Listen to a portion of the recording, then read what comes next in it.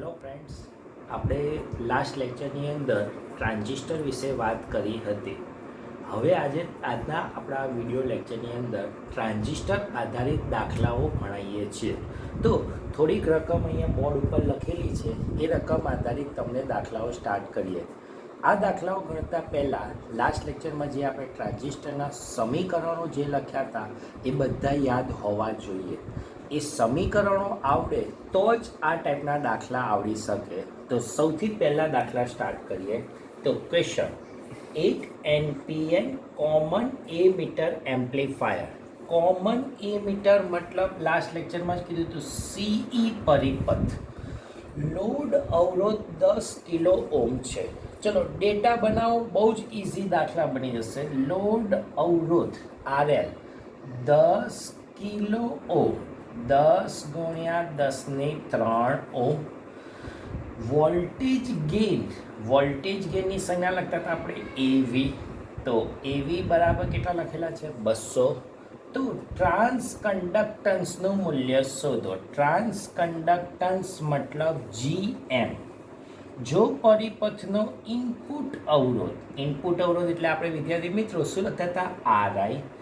1 kilo ઓમ. Kilo મતલબ 10⁻³ ઓમ. તો AC પ્રવાહ ગેઇન શોધો. CE પરિપથ, તો પ્રવાહ ગેઇનને આપણે શું નામ આપી દેવાય? બીટા. તો બે રાશિ આપણે શોધવાની છે. તો જો સૌથી પહેલાં વિદ્યાર્થી મિત્રો, જ્યારે ટ્રાન્સ કન્ડક્ટન્સ શોધવાનું હોય, બે વસ્તુ યાદ રાખજો. વોલ્ટેજ ગેઇન આપ્યું હોય તો આપણે વોલ્ટેજ ગેઇનનું જે જમ્બો જેટ સૂત્ર છે એમાંથી જ એક સૂત્ર વાપરવાનું, અને પાવર ગેઇન આપેલું હોય તો પાવર ગેઇનનું જ સૂત્ર વાપરવાનું. તો ચલો સૌથી પહેલાં વોલ્ટેજ ગેઇન આપ્યું તો વોલ્ટેજ ગેઇન AV બરાબર શું લખતા હતા? GM આવે. તો શોધવાનું શું છે અહીંયા? GM trans conductance. તો GM બરાબર શું લખતા હતા? AV/RL. AVની કિંમત આપેલી છે 200. 10 ગુણ્યા 10⁻³ ચલો તો GM ને કરતા બનાવી દો. શું મળે? 1 0 કેન્સલ.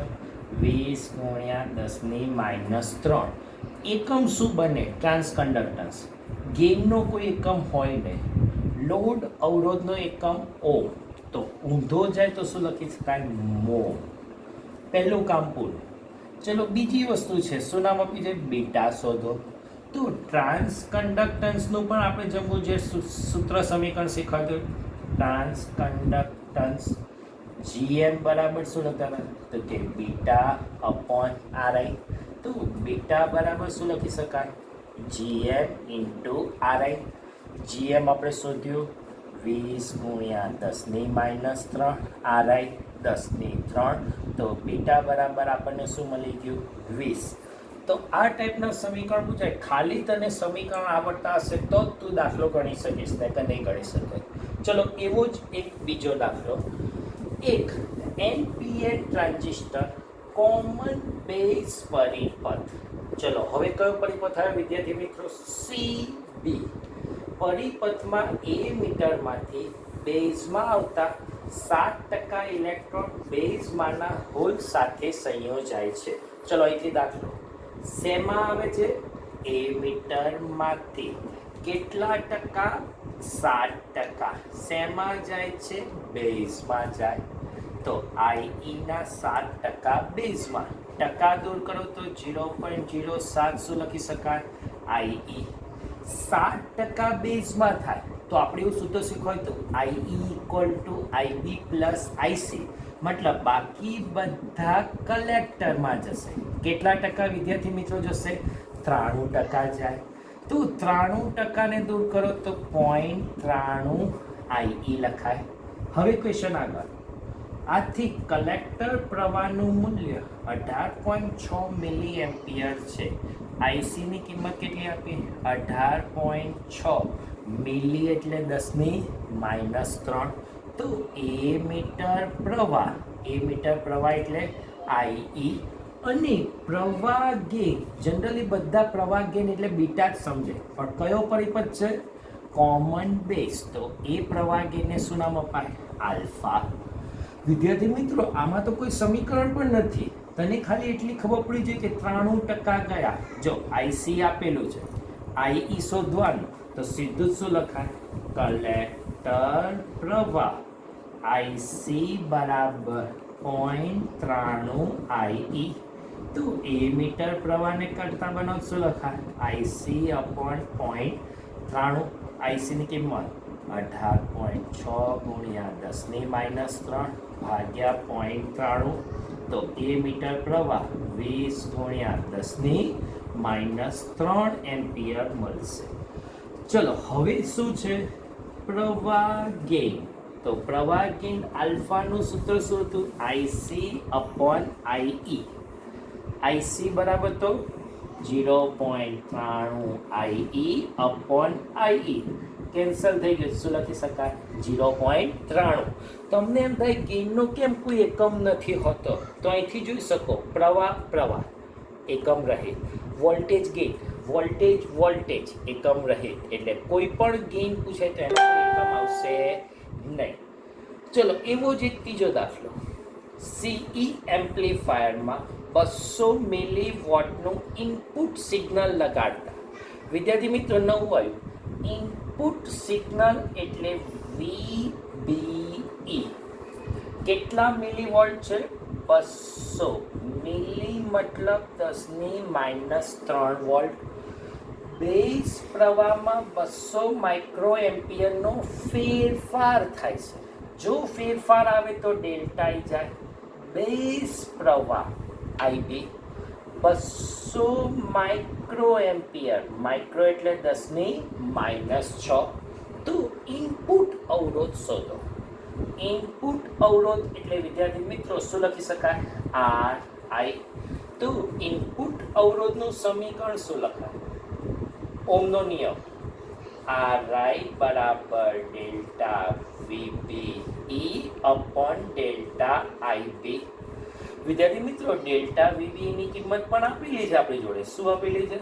200 ગુણ્યા 10⁻³ અપોન 200 ગુણ્યા 10⁻⁶. 200 કેન્સર, 10⁻⁶ ઉપર જાય તો કેટલા લખાય? 10⁻³ ઓમ મળે છે. હવે રકમ આગળ વાંચો.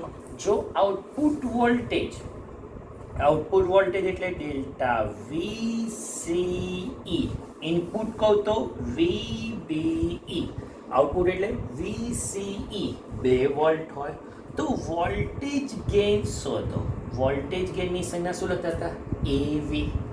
ચલો વોલ્ટેજ ગેઇનનું સૂત્ર આપણે જે જમ્બો જેટ સૂત્ર લખાયું હતું એનું જ આખું સમીકરણ લખાય. Delta VCE upon delta VBE. વીસીની કિંમત 2, વીબીની કિંમત 200 ગુણ્યા 10⁻³ તો 2 ગુણ્યા 10⁻⁻1. માઇનસ ઘાત ઉપર જાય તો વોલ્ટેજ ગેઇન કેટલા લખી શકાય? 10. તો વોલ્ટેજ ગેઇન જો એકમ નહીં આવે, વોલ્ટ અપોન વોલ્ટ એકમ રહે. હવે એવો જ એક નવા દાખલા પાવર ગેઇન સ્વરૂપના દાખલા સ્ટાર્ટ કરીએ. NPN common emitter amplifier. ફરીથી વિદ્યાર્થી મિત્રો જુઓ, હું દરેક જગ્યાએ અંડરલાઈન કરું છું. કોમન મીટર કયો પરિપથ થઈ ગયો? સીઈ. એમ્પ્લીફાયરમાં ઇનપુટ વોલ્ટેજ 100 મિલીવોલ્ટનો ફેરફાર. Input voltage delta VBE 100 millivolt. Milli એટલે 10⁻³ વોલ્ટ. તો 100 એટલે 10⁻⁻1 વોલ્ટ. ફેરફાર કરતા કલેક્ટર પ્રવાહમાં 10 મિલી એમ્પિયરનો ફેરફાર થાય છે. કલેક્ટર પ્રવાહ આઈસી 10 મિલી એમ્પિયર. મિલી એટલે 10ની કેટલી લખાય? -3 એમ્પિયર. આ પરિપથમાં પ્રવાહ ગેઇન બીટા 150 સીઈ પરિપથ છે. પાવર ગેઇન એપી 4500 હોય તો લોડ અવરોધનું મૂલ્ય શોધો. લોડ અવરોધ એટલે શું લખી શકાય વિદ્યાર્થી મિત્રો? આરએલ શોધો. હવે સૌથી પહેલા પાવર ગેઇન, મેં તને પહેલા જ કીધું વોલ્ટેજ ગેઇન આપ્યું હોય તો વોલ્ટેજ ગેઇનના સમીકરણમાંથી કોઈ એક સમીકરણ વાપર. પાવર ગેઇન આપેલું હોય તો પાવર ગેઇનનું કોઈ એક સમીકરણ વાપર. તો પાવર ગેઇનનું સૂત્ર શું લખતા હતા?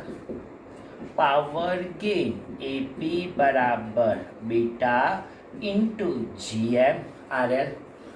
બીટા આપેલો છે, જીએમ નથી આપેલો, તો ટ્રાન્સ કન્ડક્ટન્સના બે સૂત્રો હતા, બીટા અપોન આરઆઈ અથવા delta IC upon delta VBE. વિદ્યાર્થી મિત્રો, વ્યાખ્યા વખતે મેં આ સૂત્ર લખાવ્યું હતું એ જ. તો પાવર ગેઇનના સમીકરણ શું લખાય? Beta delta IC upon delta VBE into RL. આપણે લોડ અવરોધ શોધવાનું છે, તો આરએલને કરતા બનાવો AP delta VBE upon beta into delta IC. હવે કિંમતો મૂકી દો.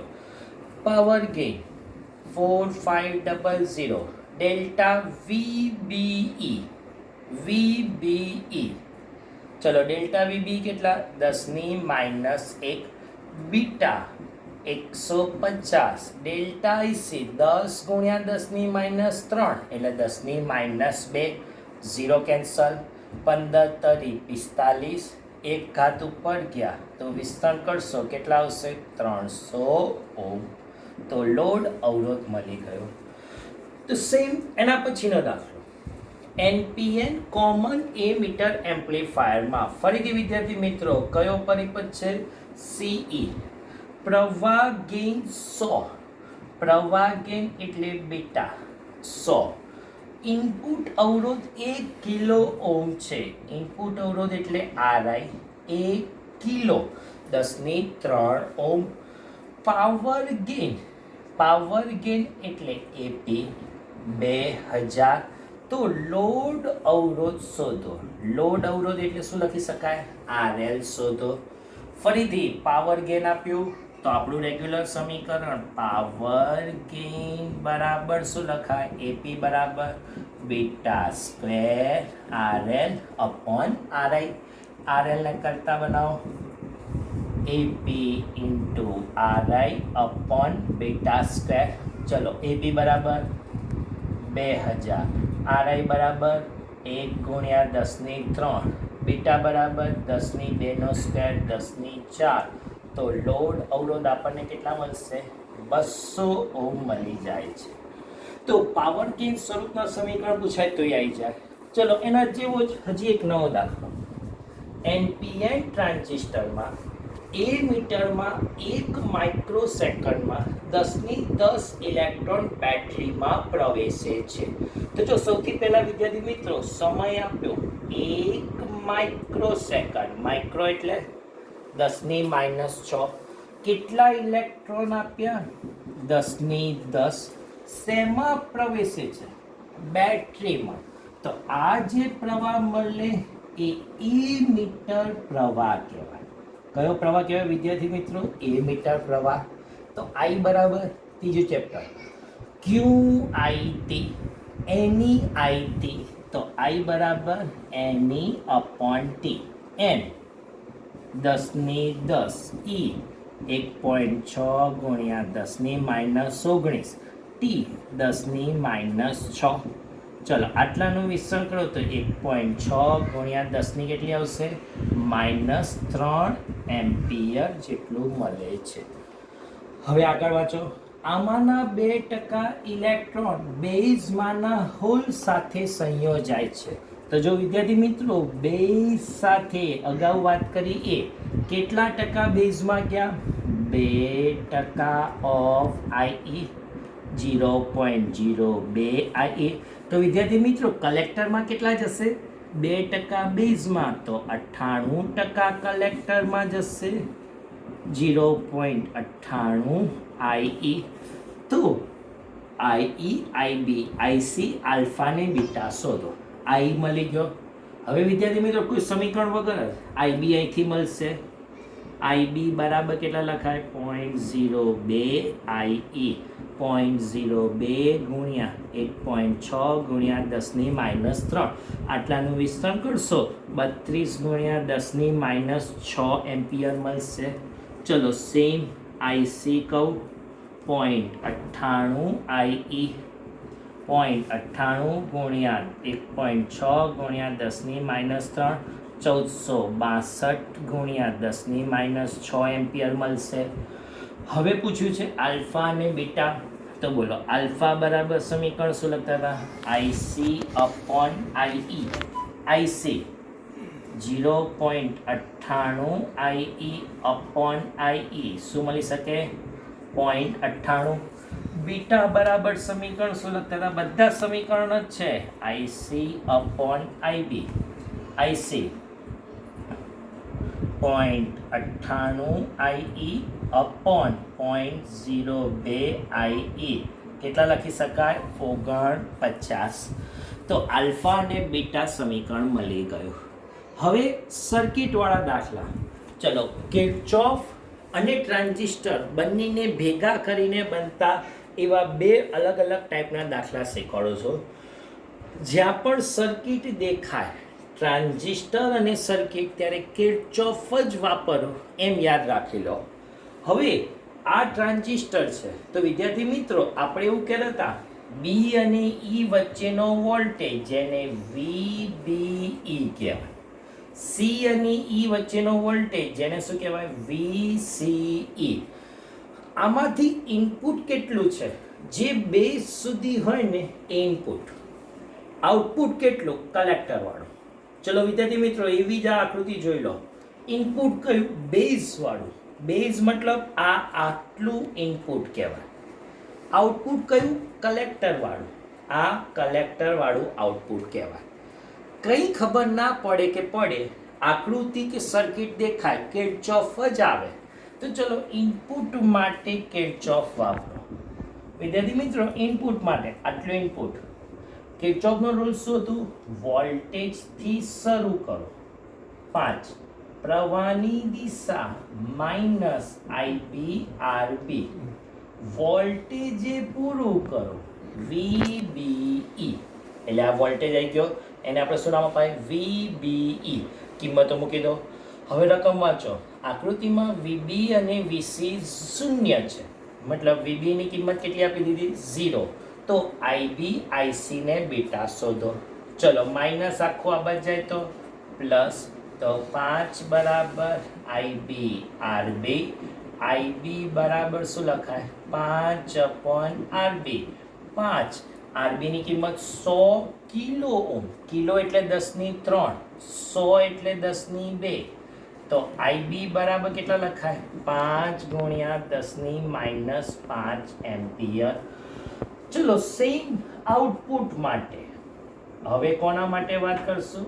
આઉટપુટ માટે કિર્ચોફ. વોલ્ટેજથી સ્ટાર્ટ થાય, પ્રવાહની દિશા માઇનસ આઈસી. આ અવરોધને નામ આપી દો, ધારો કે RC છે, બરાબર VCE. ચલો VC ની કિંમત પણ કેટલી આપી રકમમાં? 0. તો આ માઇનસ આ બાદ જાય તો પ્લસ, તો 5 બરાબર IC RC. IC બરાબર 5/RC. 1 kilo ohm. 10⁻3. તો IC બરાબર 5 ગુણ્યા 10⁻3 એમ્પિયર. વિદ્યાર્થી મિત્રો આવી સર્કિટમાં તો કોઈ સૂત્ર જ નથી, ખાલી શું વાપરવાનું? કિર્ચોફ. હવે બીટા માટે સમીકરણ છે. બીટા બરાબર શું લખતા હતા? IC upon IB. બી હોય તો બી લખો એટલે બીટા વાળું. ચલો IC ની કિંમત 5 ગુણ્યા 10⁻3, 5 ગુણ્યા 10⁻5, તો 10⁻2 કેટલું થશે? 100. ચલો સેમ આ સર્કિટ આવી. હવે સર્કિટની અંદર વિદ્યાર્થી જો ક્વેશ્ચન વાંચો. IB RB IC RL VB અને VC શોધવાનું. મતલબ બી અને ઈ દેખાણું, સીધું લખી નાખો VBE. VCE બંને કિર્ચોફ થઈ ગયો. તો ચલો પહેલા કોના માટે? ઇનપુટ માટે. બોલો ઇનપુટ માટે કિર્ચોફ VCC માઇનસ. હવે અહીંથી પ્રવાહ ઇનપુટમાં ફિક્સ જ જાય IB, કલેક્ટરમાં જાય IC. જો એ બી ને સી લખ્યો જ હોય તો માઇનસ IB RB બરાબર VBE. ઉપરના દાખલામાં વીબી 0 આપ્યો હતો, અહીંયા વીબીની કિંમત આપી છે તો કઈ નહીં કિંમત મૂકી દો. વીસીસી 6, આઈબી આવ્યું 5 માઇક્રો, 5 ગુણ્યા 10⁻6, 1 મેગા, 1 ગુણ્યા 10⁶ બરાબર વીબીઈ. 6 કેન્સલ, તો વીબીઈ બરાબર 6 - 5 કેટલા વોલ્ટ થઈ જશે? 1 વોલ્ટ. ચલો આઉટપુટ માટે આ રીતે વાપરી દો. તો બોલો આઉટપુટ માટે કિર્ચોફ. આઉટપુટ એટલે આટલો વીસીસી માઇનસ આઈસી આરએલ બરાબર વીસીઈ. વીસીસી 6, આઈસી 5 મિલી એમ્પિયર, 10⁻³ આરએલ 1.1 કિલો, 10⁻³ બરાબર વીસીઈ. આ ઘાત કેન્સલ, તો વીસીઈ બરાબર 6 - 5.5 0.5 વોલ્ટ. તો વીબી અને વીસી મળી ગયા. થોડોક ડિફરન્ટ ટાઈપનો દાખલો. સીઈ એમ્પ્લીફાયરમાં આલ્ફા આપ્યું, પહેલી વખત આલ્ફા આપ્યું છે વિદ્યાર્થી મિત્રો. ઇનપુટ અવરોધ, લોડ અવરોધ આપ્યો, વોલ્ટેજ ગેઇન શોધો. જ્યારે દાખલામાં આલ્ફા આપે તમારે આલ્ફા પરથી બીટા શોધવાનો. તો જો આલ્ફા પરથી બીટાનું સમીકરણ શીખવાડ્યું હતું 1/α બરાબર 1/β + 1. ચલો 1/βને કરતા બનાવો. 1/α - 1 1 - α/α, તો α/1 - α. આલ્ફાની કિંમત 0.99, 1 - 0.99, તો બીટાની કિંમત તને મળશે 99. ઇનપુટ અવરોધ 1 કિલો ઓમ છે. આરઆઈ બરાબર 1 કિલો એટલે 10⁻³ ઓમ. લોડ અવરોધ એટલે આરએલ 10 કિલો ઓમ છે. તો વોલ્ટેજ ગેઇન એટલે એવી શોધો. હવે સમીકરણ બધું આવી ગયું. વોલ્ટેજ ગેઇનનું સમીકરણ શું લખતા હતા? એવી બરાબર beta RL upon RI. Beta 99, RL 10 ગુણ્યા 10⁻³ ભાગ્યા 10⁻³, તો શું આન્સર આવશે? 990. ચલો હવે છેલ્લો આજના લેક્ચરનો વિડિયો લેક્ચરનો છેલ્લો દાખલો. સીઈ ટ્રાન્ઝિસ્ટર એમ્પ્લીફાયરમાં સીઈ પરિપથ વીસીસી 10 વોલ્ટ છે. હવે વિદ્યાર્થી મિત્રો આ સમીકરણ એમ્પ્લીફાયરનું તો આપણી ચોપડીમાં નથી, પણ જ્યારે વીસીસી આપ્યો હોય ડાયરેક્ટ આ કિર્ચોફનું સમીકરણ તમને આવડવું જોઈએ. તો વીસીસી 10 વોલ્ટ. ઇનપુટ સિગ્નલની ગેરહાજરીમાં બેઝ પ્રવાહ 10 micro ampere, 10⁻⁶. VCE 4 volt. Beta બરાબર 300. તો લોડ અવરોધ એટલે આરએલ શોધો. સૌથી પહેલા બીટા પરથી આઈસી શોધી કાઢો. તો બીટા બરાબર શું લખતા હતા? IC upon IB. આઈસી બરાબર બીટા આઈબી. કેમ વિદ્યાર્થી મિત્રો આઈસી આપણે શોધ્યું હશે? તો કે લોડ અવરોધ માટે આપણે કીધું સીધું જ આઉટપુટ માટે કિર્ચોફનું સમીકરણ શું લખતા હતા? વીસીસી માઇનસ આઈસી આરએલ બરાબર વીસીઈ. હવે આ સમીકરણ જોઈતું હોય તો આઈસી જોઈએ, એટલે આપણે આઈસી શોધ્યું. ચલો બીટાની કિંમત 300, આઈબી 10 ગુણ્યા 10⁻⁶. 3 0 કેન્સલ, 3 ગુણ્યા 10⁻³ એમ્પિયર. વીસીસીની કિંમત 10 માઇનસ આઈસી 3 ગુણ્યા 10⁻³ આરએલ. વીસીની કિંમત કેટલી છે? 4. આ 4 આ બાજુ અને આ માઇનસ આ બાજુ. 10 - 4 6. 3 ગુણ્યા 10⁻³ આરએલ. તો વિદ્યાર્થી મિત્રો છેલ્લું સ્ટેપ આરએલને કરતા બનાવો તો 6 ભાગ્યા 3 ગુણ્યા 10⁻3 6 ભાગ્યા 3 2 -3 ઉપર જાય તો 10⁻3 લોડ અવરોધનું સમીકરણ મળી ગયું. તો વિદ્યાર્થી મિત્રો, આજે ટ્રાન્ઝિસ્ટરના આટલા સમીકરણો રાખીએ છીએ. હવે પછી આવા જ કોઈક JEE નીટના લેક્ચરો રજૂ કરીશું. ત્યાં સુધી આપણી યુટ્યુબ ચેનલમાં જોતા રહો. પ્લસ આ ફોટા એક વખત મૂકું છું, જેને કારણે તમે સ્ક્રીનશોટ પાડી શકો. Thank you.